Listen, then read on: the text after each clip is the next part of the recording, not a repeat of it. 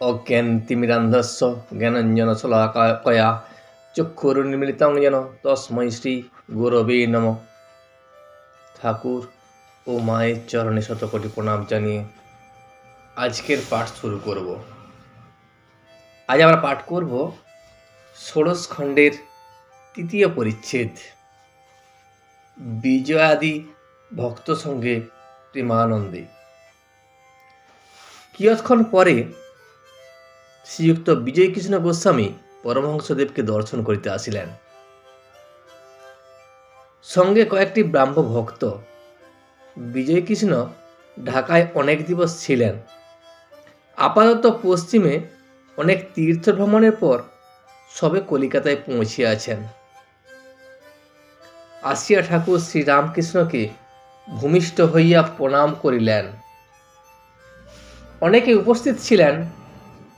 নরেন্দ্র, মহিমা চক্রবর্তী, নবগোপাল, ভূপতি, লাটু, master, ছোট নরেন্দ্র ইত্যাদি অনেকগুলি ভক্ত।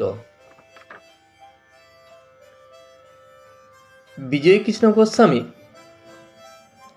অনেকদিন ঢাকায় ছিলেন এবং ঢাকা থাকার পর ঢাকা থেকে এসে তিনি তীর্থ ভ্রমণে বেরিয়েছিলেন।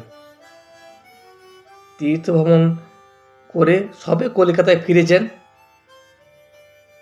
ফিরিয়ায় যখন শুনিলেন ঠাকুরের শরীর খারাপ, তিনি ঠাকুরকে দর্শন করিতে আসিয়াছেন এবং আসিয়ায় ঠাকুরকে ভূমিষ্ঠ হইয়া প্রণাম করিলেন। সেখানে ঠাকুরের আরও অনেক ভক্ত উপস্থিত ছিলেন।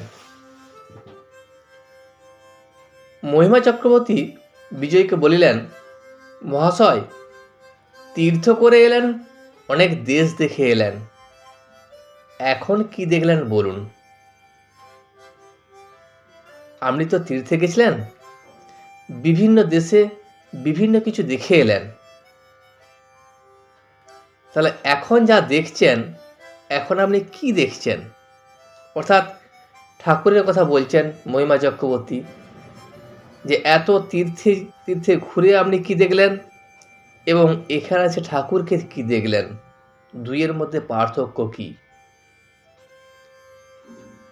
তখন বিজয় বললেন, কি বলবো, দেখছি যেখানে এখন বসে আছি এইখানেই সব, কেবল মিছে ঘোরা। আমি এদিকে চতুর্দিকে ঘুরতেছি, ঘুরে এলাম, সে ঘুরে ঘুরে যা দেখেছি, যা শুনেছি, সব কিছুই আমি এখানে বসে বসে দেখতে পাচ্ছি। পূর্ণ যদি করতে হয়, চতুর্দিকে ঘুরে ঘুরে পূর্ণ করার কোনো প্রয়োজন নাই, এইখানে বসেই তা পাওয়া যায়। আমি বেকার চারিদিকে ঘুরতে গেলাম, মিছে মিছেই আমি চারিদিকে ঘুরলাম। কোনো কোনো কোনো জায়গায় এরই 1 আনা কি 2 আনা, কোথাও 4 আনা। বিজয়কৃষ্ণ গোস্বামী আরও বললেন, যেখানে যেখানে গেছি কোথাও দেখেছি যে ঠাকুরেরই 1 আনা কি 2 আনা আছে, আবার কোথাও কোথাও 4 আনাও আছে, এই পর্যন্তই। কিন্তু আমি এইখানে এসে দেখলাম, এইখানেই আমি পূর্ণ 16 আনা দেখছি। চারিদিকে ঘুরে কোথাও কোথাও এক এক জায়গায় 1 আনা 2 আনা 4 আনা এরকম দেখেছি, কিন্তু পুরো 16 আনাটাই আমি এখানে এসে দেখলাম। তখন মহিমা চক্রবর্তী বললেন, ঠিক বলেছেন, আবার ইনি ঘোরান, ইনি বসান। ঠাকুরের কথা বলছেন মহিমা চক্রবর্তী, যে ইনি যদি ইচ্ছা করেন তাহলে আমাদেরকে চতুর্দিকে ঘুরান, আবার ইনি যদি ইচ্ছা করেন ইনি এক জায়গায় বসিয়ে রাখেন। ইনার ইচ্ছাতেই আমরা সব কিছু করি। শ্রীরামকৃষ্ণ নরেন্দ্রকে বললেন, দেখো বিজয়ের অবস্থা কি হয়েছে, লক্ষণ সব বদলে গেছে, যেন আউটে গেছে। বিজয় যখন চারিদিকে ঘুরে এসছে, অনেক তীর্থ করেছে, তীর্থ করে বিজয়ের অবস্থাটা অন্যরকম হয়ে গেছে। এখন বিজয় আগের অবস্থায় আর নেই। বিজয়ের সমস্ত লক্ষণ পাল্টে গেছে। যেমন দুধ আউটে গেলে যেমন হয়, বিজয়ের অবস্থা এখন ঠিক সেই ধরনের। আমি পরমহংসের ঘাড় ও কপাল দেখে চিনতে পারি, বলতে পারি পরমহংস কিনা। অর্থাৎ ঠাকুর বিজয়ের কথা বলছেন যে বিজয় যে ঈশ্বরকে ঠিক ঠিক চিনতে পেরেছে, বা ঈশ্বর প্রতি বিজয়ের যে ভালোবাসা এবং সংসারের প্রতি যে বৈরাগ্য, সেটা আমি বিজয়কে দেখেই চিনতে পেরেছি। বিজয় এই তীর্থ ভ্রমণ করে তার পরিবর্তন হয়ে গেছে। বিজয় এখন পরমহংস বলতে পারি। সংসারে থাকলেও সংসারে আর কোনো তার ক্ষতি হবে না। সংসারের আকর্ষণ বা সংসারের মায়া বিজয়কে আর বদ্ধ করে রাখতে পারবে না। তখন মহিমা চক্রবর্তী বললেন, মহাশয়, আপনার আহার কমে গেছে। মহিমা চক্রবর্তী বিজয়কে বলছেন যে আপনি খাবার দাবার কম খাচ্ছেন, এখন আগের মতো আপনার আহার আর নেই। বিজয় তখন বললেন, হ্যাঁ, বোধহয় গিয়েছে।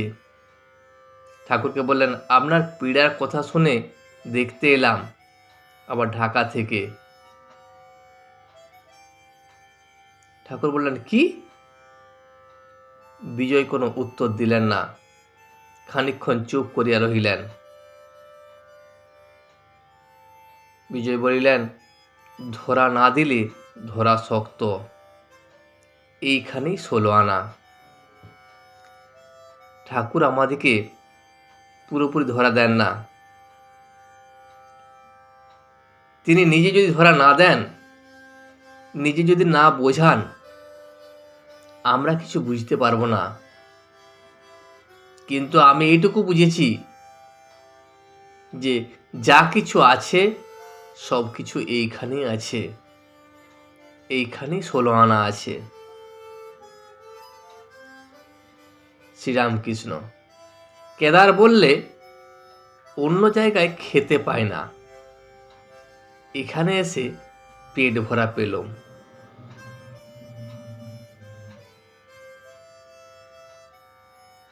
মহিমা চক্রবর্তী, পেট ভরা কি উপচে পড়ছে?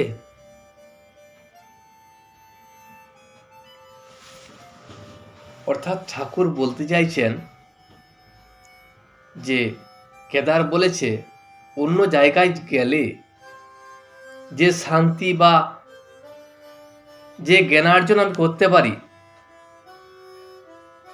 তাতে আমার মন ভরে না। এইখানে এসে আমি পুরোপুরি পেলাম, ঠাকুরকে পেয়েছি, মানে আমার সব পাওয়া হয়ে গেছে। সেই জন্য মহিমা চক্রবর্তী বললেন, কতটা জ্ঞান পেয়েছে, কি উপসে পড়ছে? বিজয় হাত জোড় করিয়া শ্রীরামকৃষ্ণকে বলিলেন, বুঝেছি আপনি কে, আর বলতে হবে না। আমি বুঝেছি ঠাকুর, আপনিই সেই ঈশ্বর, আপনাকে আর বলতে হবে না। ঠাকুর তখন ভাবস্থ অবস্থায়, যদি তা হয়েই থাকে তো তাই, তোরা যদি মনে করিস তাই, তো আমি তাই। বিজয় তখন বললেন, বুঝেছি, এই বলিয়া শ্রীরামকৃষ্ণের পাদমূলে পতিত হইলেন ও নিজের বক্ষে তাহার চরণ ধারণ করিলেন। শ্রীরামকৃষ্ণ তখন ঈশ্বরাবেশে বাহ্যশূন্য চিত্তার্পিতের ন্যায় বসিয়া আছেন। এই প্রেমাবেশ, এই অদ্ভুত দৃশ্য দেখিয়া উপস্থিত ভক্তেরা কেহ কাঁদিতেছেন, কেহ স্তব করিতেছেন। যাহার যে মনের ভাব তিনি সেইভাবে এক দৃষ্টি শ্রীরামকৃষ্ণের দিকে চাহিয়া রহিলেন। কেহ তাহাকে পরম ভক্ত, কেহ সাধু, কেহ বা সাক্ষাৎ দেহধারী ঈশ্বরাবতার দেখিতেছেন। যাহার যেমন ভাব। যখন ঠাকুরের ভাব এসে গেছে সেই মুহূর্তে ঠাকুর যে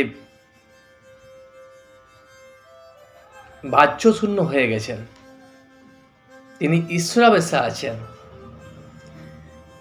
এই যে প্রেমাবেশ, এই অদ্ভুত দৃশ্য দেখে ভক্তেরা যে যার মতো করে ঠাকুরকে দেখে চলেছেন।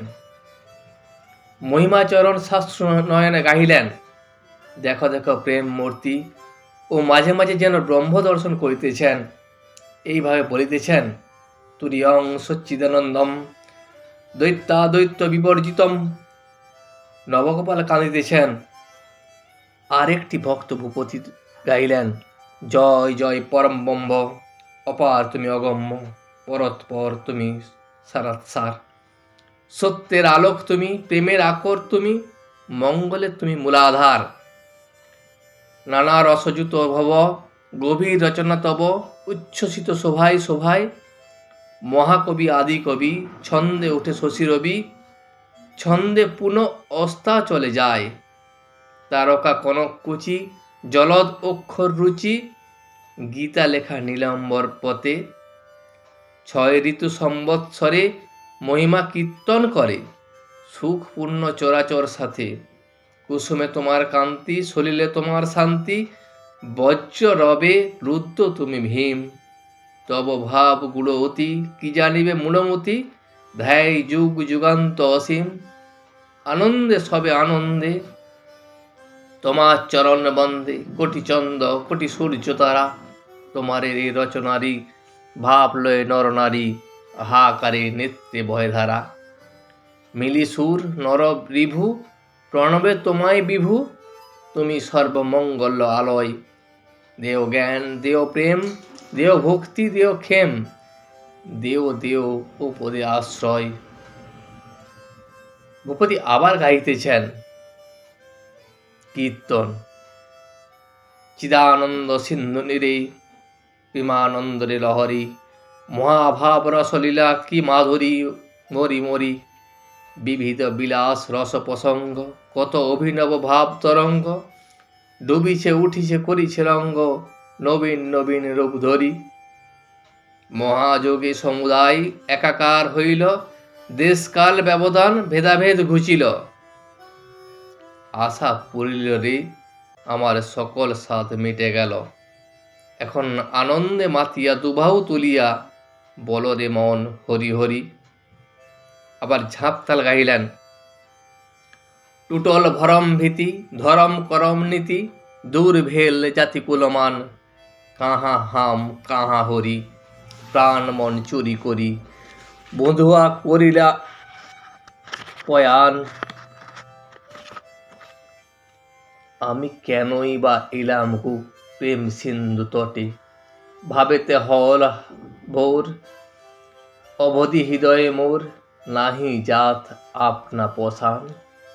প্রেম দাস কয় হাসি, শুনো সাধু জগবাসী, এও সাহি নূতন বিধান। কিছু ভয় নাই ভয় নাই। অনেকক্ষণ পরে ঠাকুর শ্রীরামকৃষ্ণ প্রকৃতিস্থ হইলেন। ব্রহ্মজ্ঞান ও আচার্য গণিত অবতারের প্রয়োজন। ঠাকুর শ্রীরামকৃষ্ণ মাস্টারকে বললেন, কি একটা হয় আবেশে, এখন লজ্জা হচ্ছে, যেন ভূতে পায়। আমি থাকি না, আমার যে কি একটা হয়ে যায়, কি আবেশ হয়ে যায়, যেন আমাকে ভূতে পায়, আমিতে থাকি না। এ অবস্থার পর গণনা হয় না, গুনতে গেলে 1, 7, 8 এইরকম গণনা হয়, ভুলভাল হয়ে যায়। তখন নরেন্দ্র বললেন, সব এক কি না? ঠাকুর তখন বললেন, না, 1, 2 পার, সব এক নয়। এক কখন হয় না, যখন দুরকম জিনিস না থাকে, 2 পার হয়ে যায়, তখনই সেটা এক হয়। তখন মহিমাচরণ আবার বললেন, আজ্ঞা হ্যাঁ, দৈত্যাদ্বৈত বিবর্জিতম। ঠাকুর বললেন, হিসাব পচে যায়, পাণ্ডিত্যের দ্বারা তাকে পাওয়া যায় না। তিনি শাস্ত্র, বেদ, পুরাণ, তন্ত্রের পার। তাকে হিসাব করে কিছু পাওয়া যায় না, এবং পাণ্ডিত্য দিয়েও তাকে পাওয়া যায় না। এসব শাস্ত্র, বেদ, পুরাণ, তন্ত্র, এই সব কিছুর উপরে তিনি।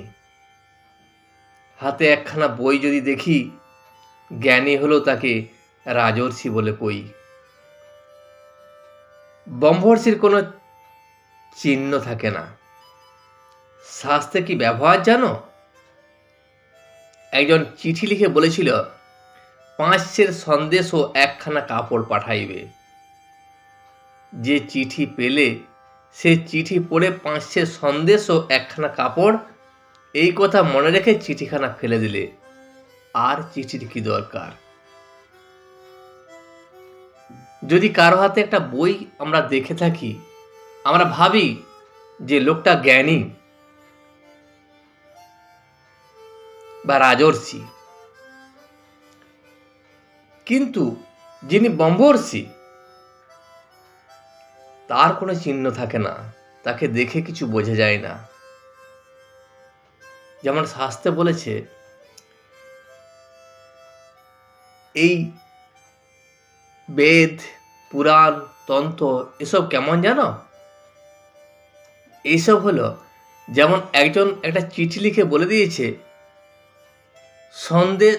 5 সন্দেশ ও একখানা কাপড় পাঠাইবে। চিঠিতে লিখে দিয়েছে। চিঠির দরকার ততক্ষণ ছিল যতক্ষণ ওই খবরটা তো জানার প্রয়োজন ছিল। সেই রকম শাস্ত্র, বেদ, পুরাণ ততক্ষণ প্রয়োজন, কিভাবে তাকে পাবো? ঈশ্বরের দর্শন, সেই জানা পর্যন্ত ওইগুলি প্রয়োজন আছে। তারপর চিঠিটা সে ফেলে দিল। এখানেও যখন তাকে জানা হয়ে যাবে, তখন আর ওইসবের কোনো প্রয়োজন নাই। বিজয় বলেন, সন্দেশ পাঠানো হয়েছে, বোঝা গেছে।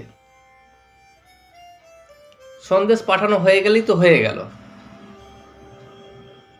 তাহলে ওই বেদ, শাস্ত্র, পুরাণ দেখলে তাহলে ঈশ্বরের কিছু যখন পাওয়া হয়ে গেল, তখন আর কি? শ্রীরামকৃষ্ণ বললেন, মানুষ দেহ ধারণ করে ঈশ্বর অবতীর্ণ হন। তিনি সর্বস্থানে সর্বভূতে আছেন বটে, কিন্তু অবতার না হলে জীবের আকাঙ্ক্ষা পূরণ হয় না, প্রয়োজন মেটে না। কিরকম জানো? গরুর যেখানটা ছোঁবে, গরুকে ছোঁয়ায় হয় বটে। শিংটা ছুলেও গাইটাকে ছোঁয়া হলো, কিন্তু গাইটার বাঁট থেকেই দুধ হয়। এই মনুষ্য ধারণ করে ঈশ্বর পৃথিবীতে বারবার অবতীর্ণ হয়েছেন, এবং তিনি সর্বভূতে আছেন, এটাও ঠিক। তবে অবতার না হলে জীবের যে আকাঙ্ক্ষা, সে আকাঙ্ক্ষা পূর্ণ হয় না, এবং প্রয়োজনও মেটে না। কিরকম হয় জানো? যেন গরুকে ছুঁলে, গরুকেই ছুঁইছ ঠিকই, কিন্তু গরুর শিং ছুলেও গরুকে ছোঁয়া হলো, কিন্তু গরুর আসল জিনিস কি? গরু যে দুধ দেয়, সেই বাঁট হলো গরুর আসল জিনিস। মহিমা, দুধ যদি দরকার হয়, গাইটা শিং মুখ দিলে কি হবে? পাঁটে মুখ দিতে হবে। যদি ঈশ্বরকে জানতে হয় তাহলে ওই শাস্ত্র বা বেদ এসব পুরাণ এসব পড়লে কি হবে? তাকে এক মার ডাকতে হবে। বিজয় তখন বললেন, কিন্তু বাছুর প্রথম এদিক ওদিক ঢু মারে। বাছুর প্রথম গরুর বাঁটটা খুঁজে পায় না, সেই জন্য এদিক ওদিক সে খুঁজতে থাকে। তখন ঠাকুর হাসিতে হাসিতে বললেন, আবার কেউ হয়তো বাছুরকে ওই রকম করতে দেখে বাঁটটা ধরিয়ে দেয়। যখন মানুষও ওইরকম জীব যখন ওইরকম ঈশ্বরকে খোঁজার জন্য এদিক ওদিক খুঁজতে থাকে, তখন তার গুরু এসে তাকে সঠিক রাস্তাটা বাদলে দেয় এবং সেই রাস্তায় গেলে সে ঈশ্বরকে পায়। আজ এই পর্যন্তই। ভিডিওটি শেষ পর্যন্ত দেখার জন্য আপনাকে অসংখ্য ধন্যবাদ। ভিডিওটি যদি আপনার ভালো লেগে থাকে তাহলে একটা লাইক, কমেন্ট এবং বন্ধুর সাথে শেয়ার করে দেবেন। সাবস্ক্রাইব করে পাশে থাকা বেল আইকনটি বাজিয়ে দেবেন, যাতে আপনাদের নতুন ভিডিওগুলি সর্বপ্রথম আপনার কাছে পৌঁছে যায়। জয় শ্রী রামকৃষ্ণ, জয় শ্রী রামকৃষ্ণ, জয় শ্রী রামকৃষ্ণ।